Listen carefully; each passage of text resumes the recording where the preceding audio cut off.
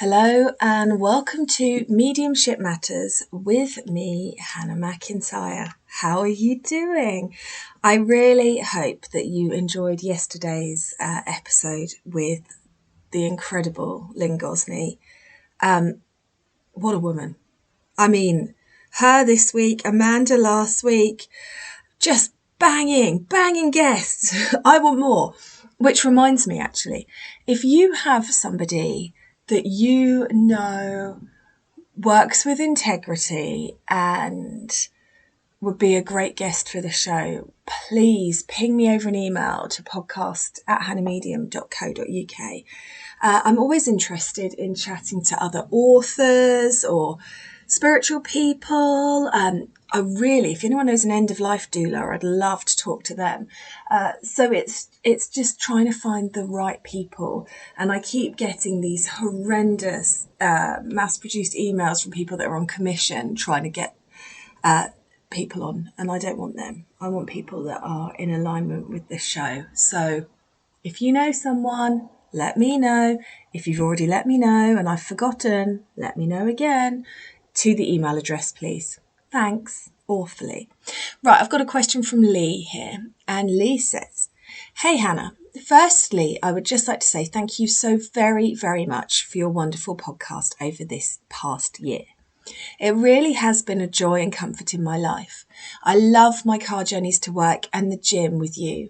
I have not only learnt so many different aspects of spirituality, but I've also been able to reflect and question my development and beliefs. So it is very much appreciated. Thank you. That is so lovely. Anyway, there we go. You said you've got a question. I'm just cutting through because you were telling me to enjoy my time off, which feels like a long distant memory now. When someone is murdered, their life here on the physical is cut short through someone else's doing. Is this because it was meant for their soul? So I mean their soul was finished with the journey on earth, so they transitioned through someone else taking their life?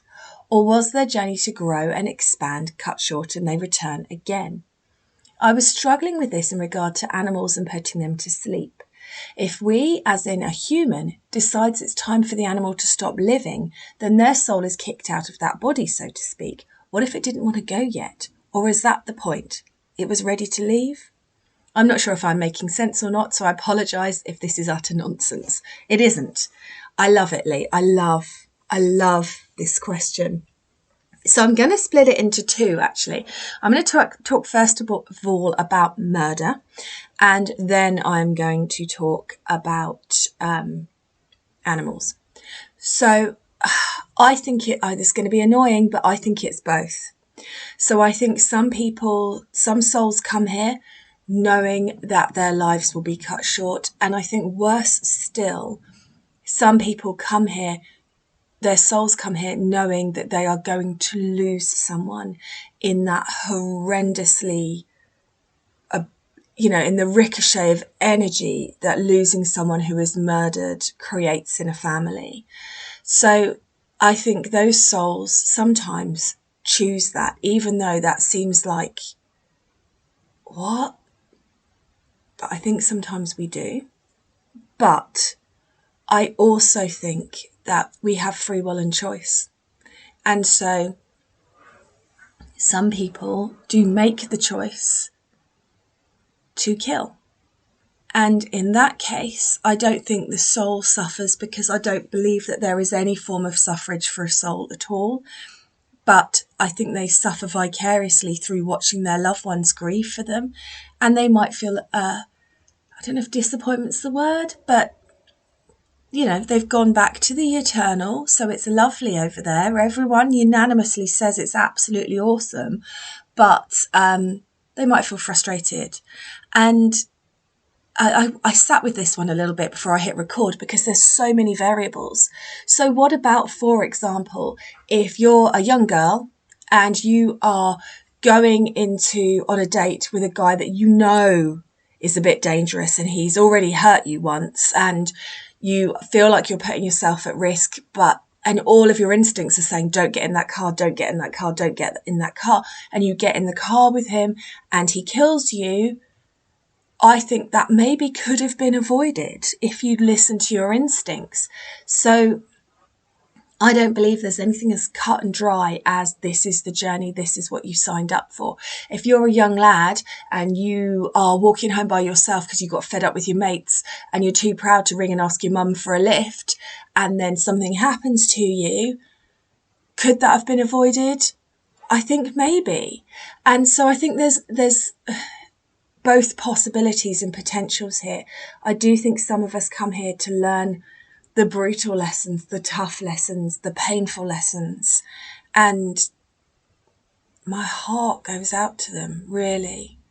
But I also think that there is choice and there is accountability on both sides, on putting yourself in positions where you could be in danger and your instincts telling you not to, and the fact that someone else can make that choice for you. And I have no doubt that that is, if I believed in anything other than us moving directly and completely into the spirit world upon the moment of our passing, then you can see why people would get the idea that we need to heal from it and we need to recover from it. But that doesn't sit with me. I believe souls are in perfect alignment always, no matter how they passed. So if you would slow-mo the move into the spirit world, then perhaps as that soul leaves the earth plane, there is that kind of, this is frustrating. I didn't know I was going to go like this. I didn't know I was going to go now. But once they're in the spirit world, which is instantaneous, they are fine because they're in the spirit world and it's wonderful. But of course, they have to watch their loved ones suffer without them. Now, animals, personally, I have a different take on animals. So the spirit world at the moment, and it might just be a limitation of my understanding, but show me that animal souls move quicker. So they, not move quicker, what's the word that I want? It's like Quantum Leap, if you ever watched that show. Am I showing my age? But they can move between each other. They can move instantly. I think they are souls that stay on the earth plane for many animal lifetimes, and they move between animals quickly. So I don't think that there's any sort of you cut my life short angst that comes from animals, because they just move into the next physical form instantly until they don't anymore, and then they go to the other side. But I have no basis for that except for the way spirits show it to me. And I've had animals through in readings, and they always, the ones that have been put to sleep, they are always just saying thank you for, I was in such pain, I was in such misery, thank you for taking me out of that.